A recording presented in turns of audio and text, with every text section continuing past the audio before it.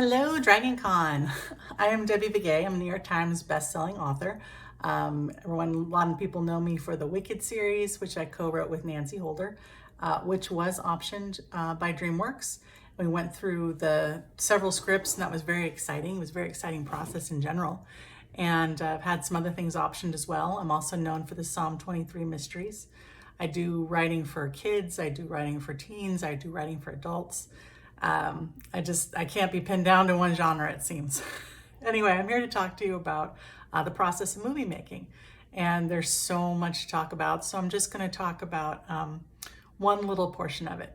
And that's what happens in the script phase. So like I said, I've had stuff optioned by Hollywood. And for Wicked, for example, we had screenwriters who were paid to take our book and translate it into a format that they could actually shoot from. So they're creating the script based off of our work, which is a fascinating process. And we actually got to get to know the second screenwriter. We had 3 total working on our stuff. We got to know the second one, which was pretty exciting because we got to be really a part of the process and see how it all worked. And what they do is they sit there and they mine through the book and they say, what is the key part of it? What are the scenes that really translate well to the screen? And what is interesting is how much of it sometimes gets changed. Now, if you're like me, you've got favorite books that, you hear that they're getting made to a movie. You're either really excited because you want to see it visually, or you're kind of trepidatious because you don't know how they're going to change the story. This happens a lot. The first, couple Harry Potter books were really, really true to the books. The first couple movies were really true to the books. But then you'll notice as there was more and more plot in the books, they had to start trimming it and cutting it and changing things for the films. Now, this can be very, very frustrating for hardcore readers who love their story, want to see their entire story told. But the truth is, you can't tell Goblet of Fire or Order of the Phoenix in a 2 to 3 hour film. It's just not possible. So stuff has to go by the wayside.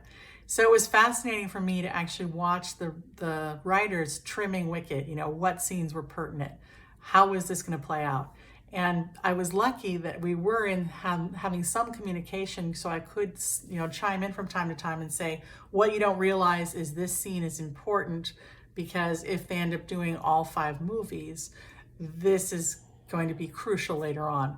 Or no, you can't kill that guy off right in this one because I know that seems like a good idea and it'd be a very satisfying ending, but he's the villain for the entire series, so that's not going to work out. So it was fascinating to see. Since then, I've started actually adapting my own work for film. So I've started doing screenplays based on my own books. So I have a lot of respect for screenwriters and what they have to do to translate, from the book form to the screenplay form, because I found myself having to make those same hard choices when I look at my book, saying, I love this scene.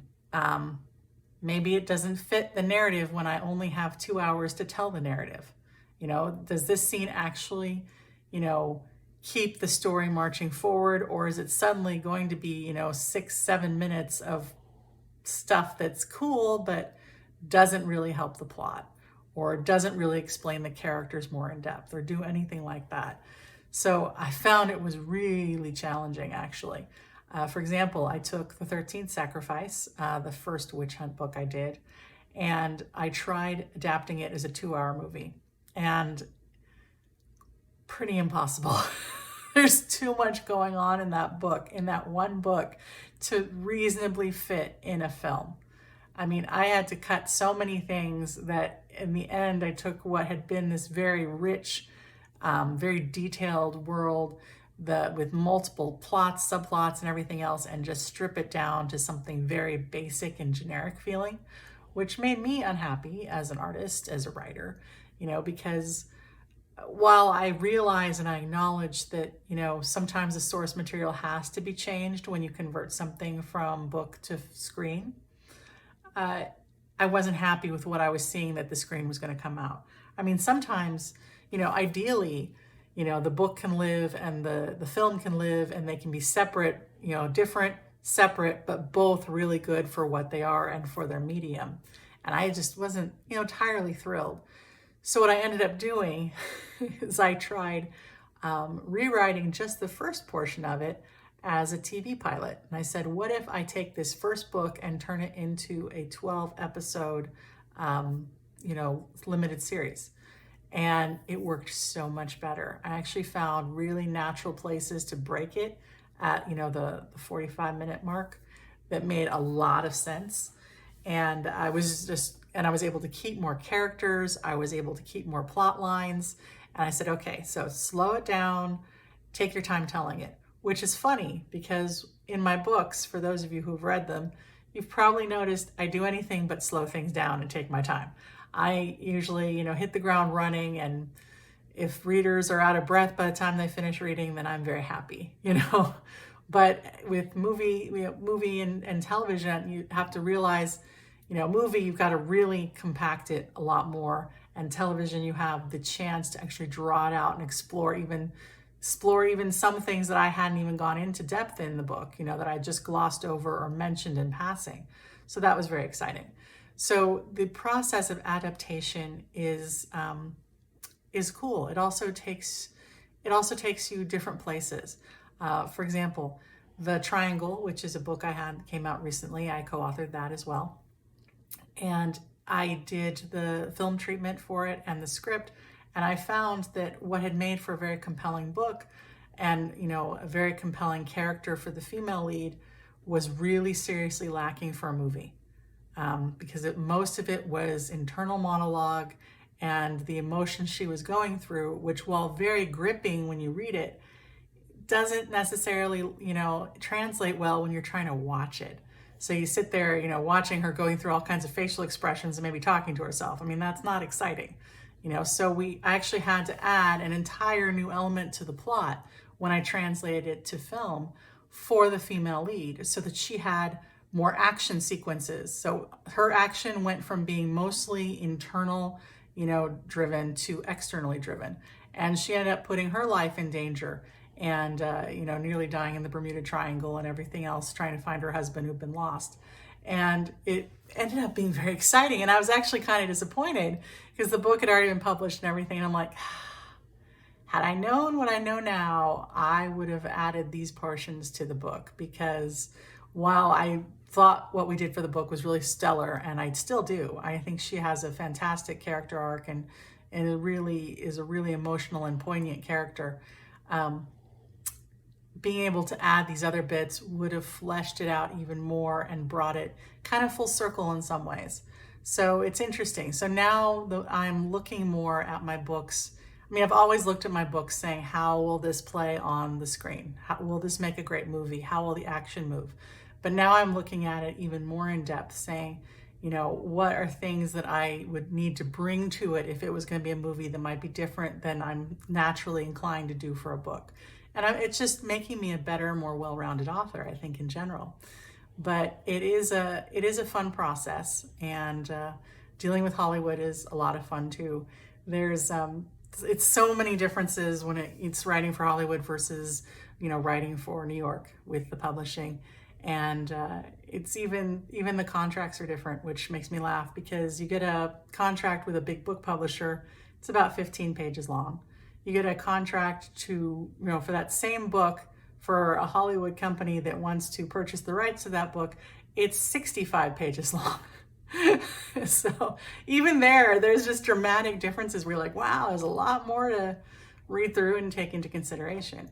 But it has given me so much respect for screenwriters, because they have to take these really complex, exciting ideas and these really cool characters and find a way to shorthand it as much as possible.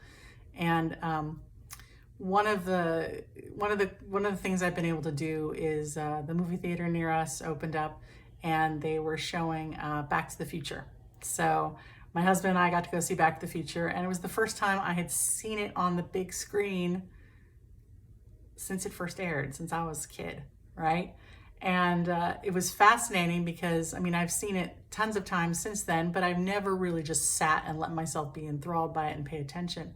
And now as a writer, you know, writing both books and the screenplays and everything else I do, I have so much more respect for the writing and the directing and the acting in that movie because it is so tight. Because the writers got so much out of so little.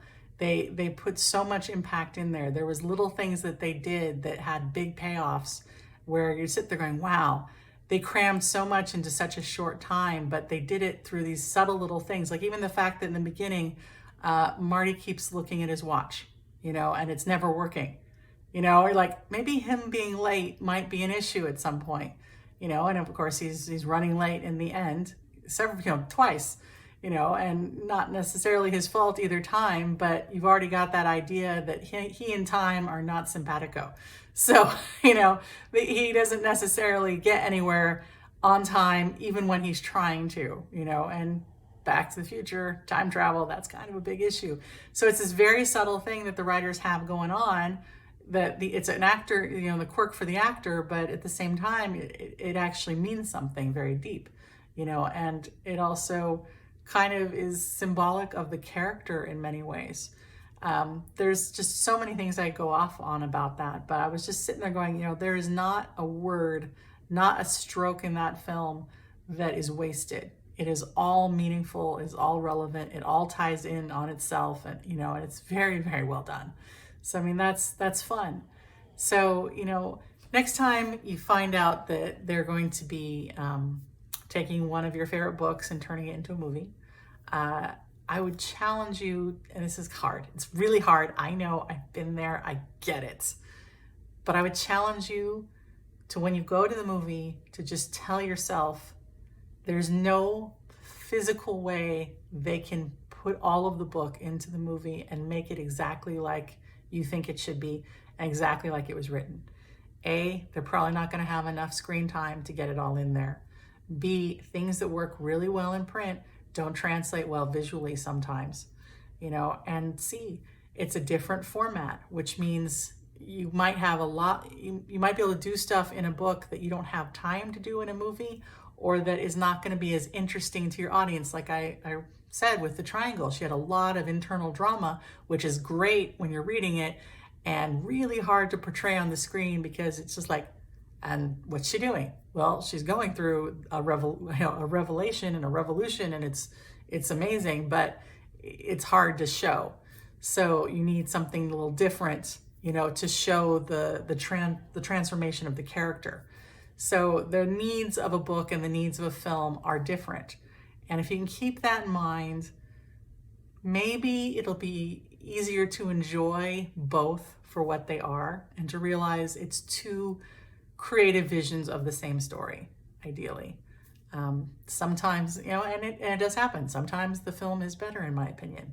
Not often, but it does. I have seen films that are like based on books. I'm like, that was actually a lot tighter than the book, or a lot more well told, or they used some element of character development better, or I didn't like the way the book ended and the movie ended differently, so I was excited, you know. But just keep an open mind and remember that the screenwriters are doing the best they can to serve the story.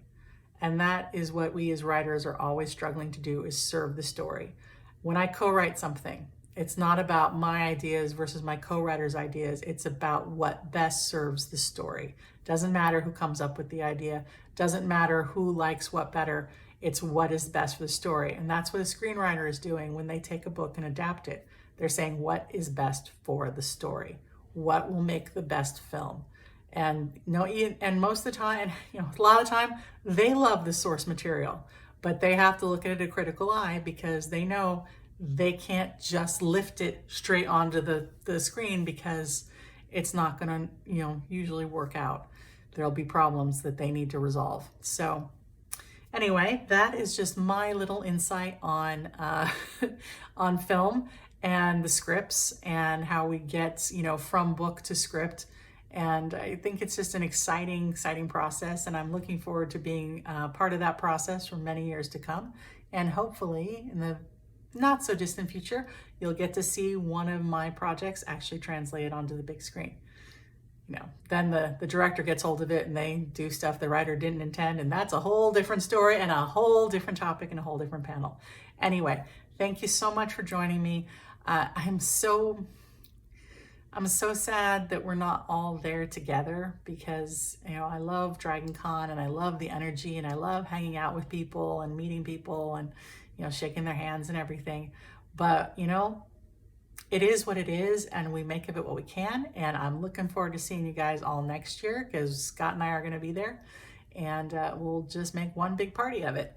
Anyway, hope you guys are having a fantastic weekend. Love you all.